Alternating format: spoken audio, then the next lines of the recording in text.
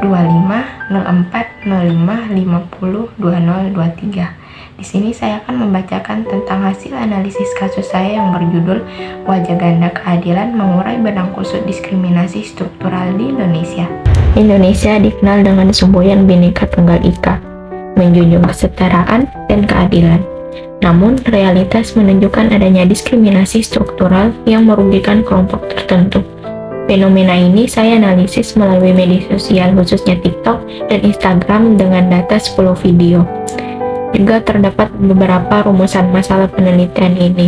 Yang pertama, mekanisme diskriminasi struktural. Apa yang paling banyak dikritik publik? Tema ketidakadilan apa yang dominan muncul? Bagaimana kontradiksi antara narasi keadilan formal dan pengalaman diskriminasi substansi? Dan bagaimana TikTok berfungsi sebagai ruang kontrak publik digital? Dengan data ini, proyek saya berusaha mengurangi wajah ganda keadilan di Indonesia.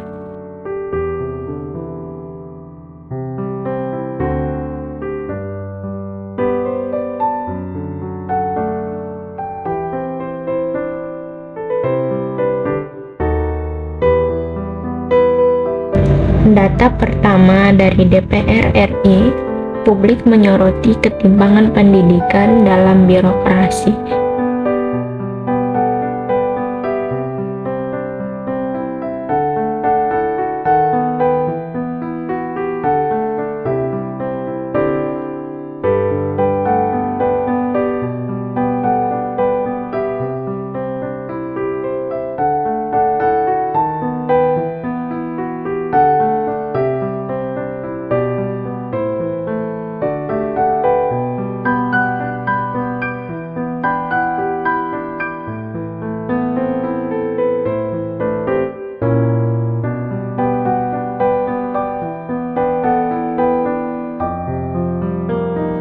Dari Jawa Timur, kebijakan anti diskriminasi usia menunjukkan upaya reformasi.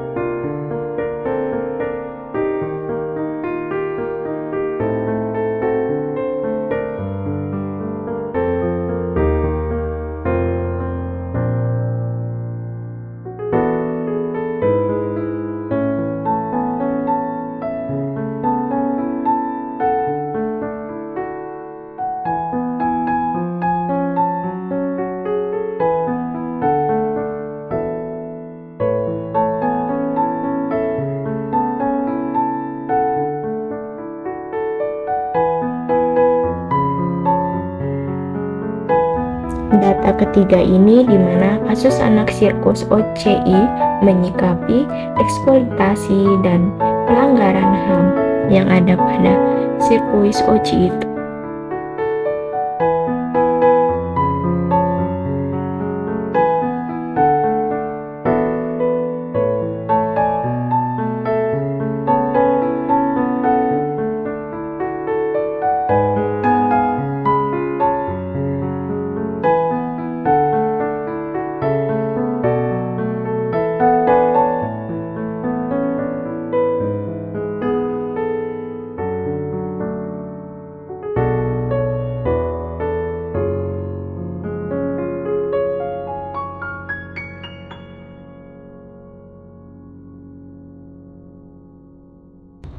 Data keempat ini di mana masyarakat adat masih menjadi korban konflik tanah, di mana hak asasi mereka atau HAM sangat diperjuangkan sangat lama, tetapi masih saja tercatat bahwa mereka tidak mendapatkan apa yang mereka inginkan.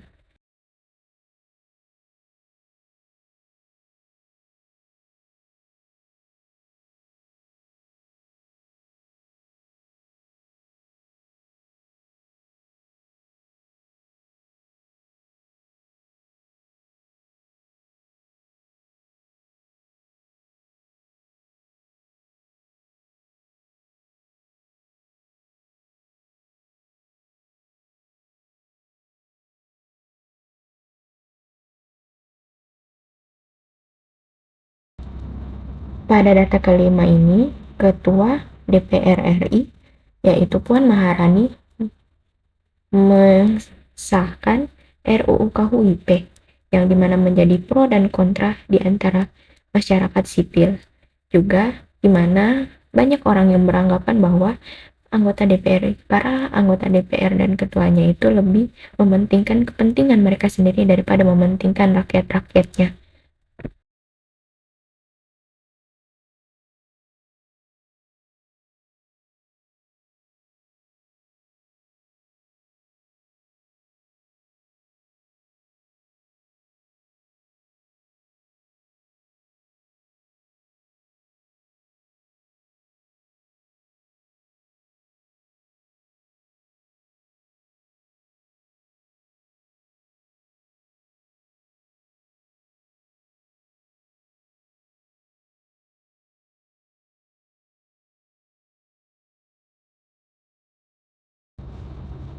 Pada data ke-6 ini, di mana masih terjadi diskriminasi agama dan bullying anak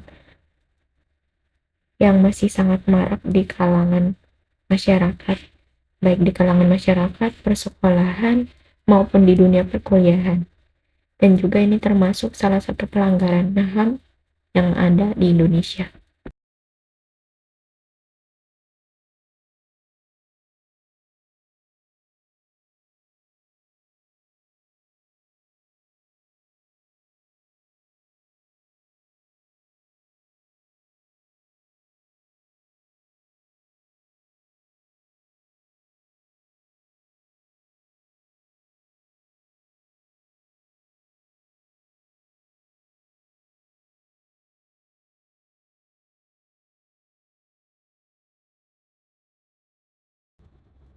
Pada data ke-7 ini, di mana terdapat diskriminasi mahasiswa tuli menghadapi hambatan komunikasi di kelas, di mana dosennya ini melarang adanya JBI, yang seharusnya dapat memudahkan mahasiswa ini untuk berkomunikasi dengan teman sekelasnya dan juga bisa berkomunikasi dengan dosen.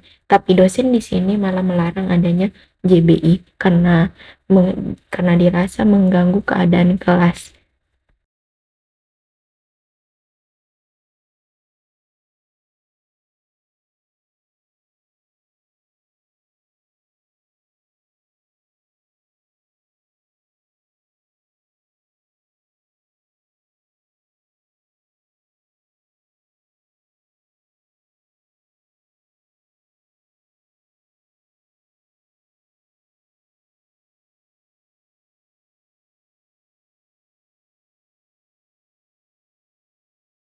Pada data ke-8 ini, di mana guru honorer mengalami diskriminasi birokrasi, di mana sudah terjadi selama 5 tahun, mereka mendapatkan diskriminasi dari penegak hukum maupun birokrasi.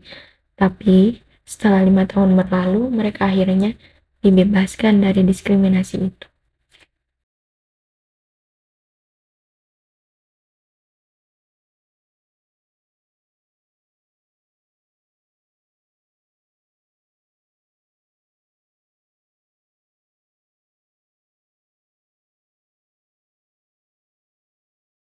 Hasil analisis tersebut, saya menggunakan 4 kerangka teori utama.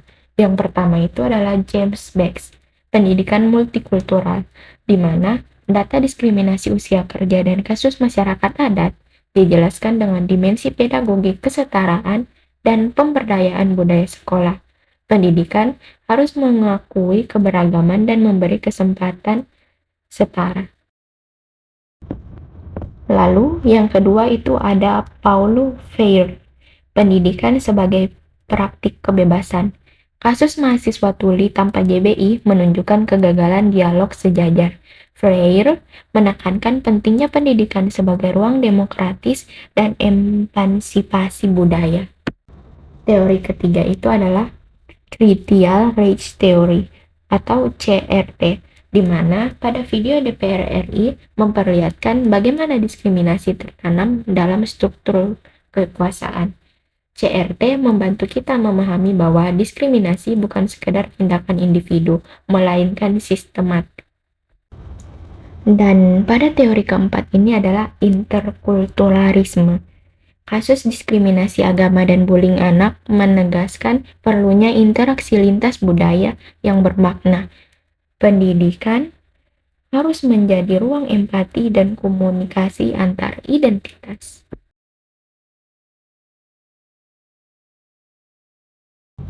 Berdasarkan hasil analisis, saya mendapati 3 solusi. Yang pertama itu adalah solusi reformasi kebijakan pendidikan berbasis multikultural, di mana itu terdapat integrasi nilai multikultural dalam kurikulum nasional, pelatihan guru untuk pedagogi kesetaraan, evaluasi kebijakan agar berpihak pada kelompok marginal.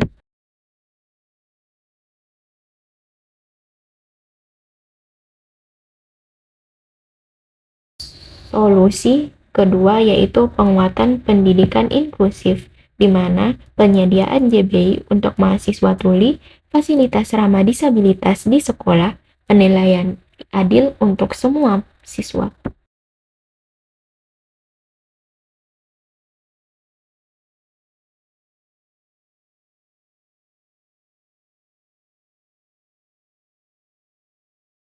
Solusi terakhir atau solusi ketiga yaitu kampanye literasi keadilan sosial di media digital.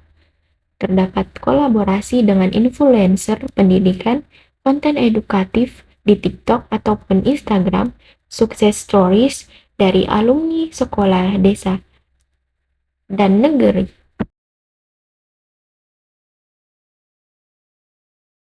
Kesimpulannya yaitu diskriminasi struktural dalam pendidikan bersifat sistemik dan berlapis. Media sosial menjadi ruang kontra publik digital untuk menyuarakan kritik. Juga pendidikan multikultural dan inklusif adalah kunci menuju keadilan sosial.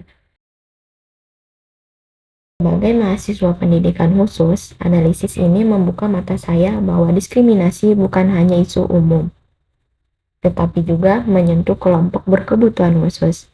Saya belajar bahwa pendidikan harus menjadi ruang demokratis, inklusif, dan transformatif.